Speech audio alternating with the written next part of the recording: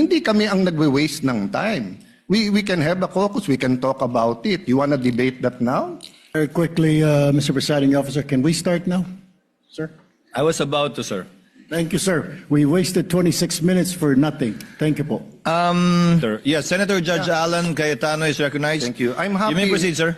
I'm happy I finally heard Senator Judge Erwin Tulfo is concerned about the justice or injustice to Vice President Sara. That's good news. Regarding the waste of time here, sabi ni Senator Joker Arroyo, it is useless to argue a legal point with a non-lawyer. When Senator Marcoleta brought that up here, nagkaroon ng commotion. Senator Miriam stood up here many times and said, kaya ka nga nagpo 4 years na law school at nagbabar. So let me give my own interpretation. The impeachment court is formed with lawyers and non-lawyers. And we interact, and it's for everyone, and we're equal. But if there's an engineer here or a doctor, and they talk about medical principles, I have to either study and argue on medical principles. Hindi ko pwedeng sabihin, hindi, ganito lang yan, logic lang yan, etc. Diba? So, ang legal principle natin today is simple, integrity ng court. So, allow me to mention that to the people and help educate my colleague here. The integrity of the court and the justices or judges is always relevant. So if the Supreme Court or COMELEC, Court of Tax Appeals, Sandigan Bayan is being heard and the judges are being threatened, you give them time. So we cannot take the impeachment out of context. May nangyayaring flood control scandal, may nangyayaring gulo sa Team Unity na hindi na united ngayon.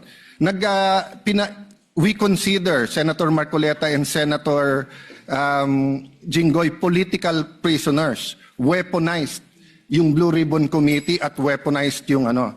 So Mr. President, hindi tama na sabihin na I wasn't, after we brought up the problem with NBI, they doubled down, naggumawa pa ng task force. I mentioned 2 colleagues sa SALN, I didn't accuse them. Sabi ko lang, just like Vice President Sara, just because tumaas ang SALN, can we already ask for the BIR, for the AMLA and the bank accounts? So sabi ko, yan ang i-discuss namin sa Monday. Nag-react na, nag-accuse. I did not take up your accusations here today. Si Secretary Vince Dizon, 3 beses na nag-verify sa Taguig. Sinabi na 3 beses na walang ghost. Ngayon, i-verify ulit. I wasn't going to bring that up, but then i-question ninyo si Senator Padilla. It was all over the news na hindi niya inintindi or he snubbed the ombudsman. I was going to stand up before Senator Erwin stood up just to say, may registered mail. So nung una pa lang, 5 minutes si Senator Tulfo, so I'll take the 5 minutes also if you don't mind. The gentleman may proceed and kindly be mindful of the time. Yes, I will now. So I'm just saying, Senator Padilla just stood up to say, sumusunod siya sa batas, tapos. Kaya humaba to, dahil nga, hindi importante ata dito yung integrity ng judge. Lastly, kaya sinabi kong it's useless to argue a legal point. Ilang beses ko na narinig dito. It's our job to clear or prosecute the Vice President. Hindi po. It's our job to try and to decide. It's the prosecution's job to try to prosecute, and it's the defense job to convince us na wala. Our job is to try and to decide. And when you decide, you acquit or you convict. Why is that important? These are legal terms. Hindi pwedeng yung nanonood na law student ngayon sasabihin, trabaho pala ng judge to clear or to prosecute. Thank you, Mr. Presiding Officer, Mr. Senate President. Thank you, Senator Judge Alan Cayetano. His remarks are noted. Senator Judge Soto, thereafter, Senator Judge Padilla, thereafter, the presiding officer shall make a ruling. You may proceed, sir. You have 2 minutes. Yeah, thank you, Mr. President, the presiding officer. I do not have 4 years of law, but I have 29 years of lawmaking. And I move that the manifestations of that we have heard be referred to the Senate proper.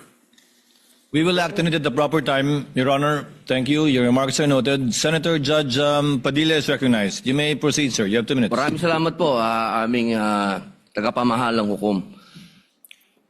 Ito pong kasuotan natin sa mga oras na ito, hindi lamang po ito nire-represent ang impeachment ng ating pangalawang Pangulo.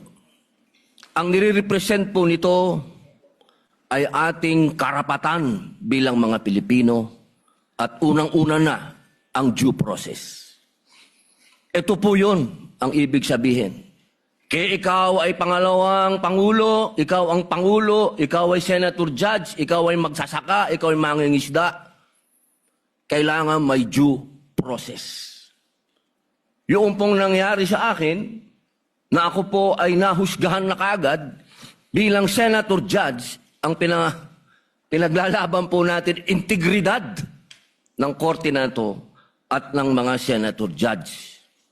Kaya sana po wag nating kalimutan na ang bawat Pilipino ay may karapatan, lalong-lalo na sa usapin na ikaw, ako, sa oras na ito, ay Senator Judge. Yun lamang po, napakaiksi lang.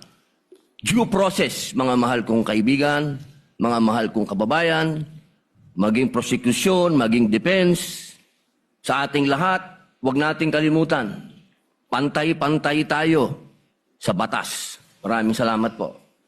And in the rules of the Senate, whenever the senator feels threatened or anything happens, whether pinatayan ng aircon, whether may nakatutok na barel or sinaran ng pinto, he can rise on a point of personal and collective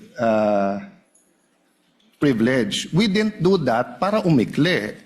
Now, if we're going to argue today rather than ask them about due process with a simple manifestation from Senator Padilla na hindi totoong binabastos o binabaliwala ang ombudsman, registered mail lang kaya hindi pa nadagdag.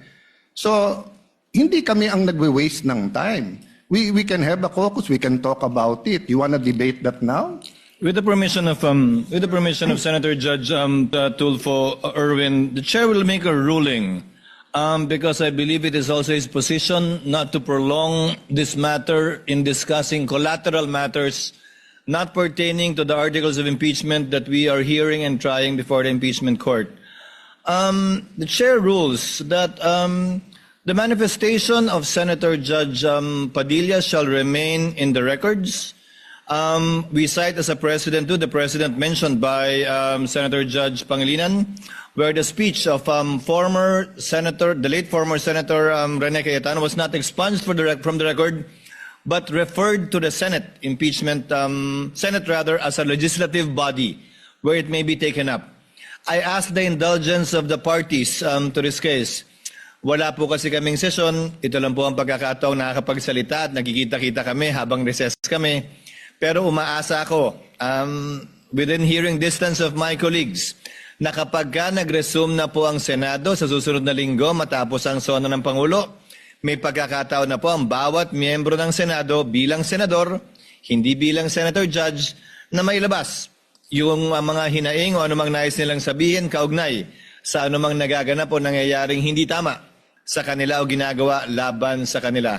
And that, I think, is the proper forum for us to ventilate, discuss, look into, and if necessary, investigate the allegations and or accusations against senator judges in their capacity likewise as senators. So ordered.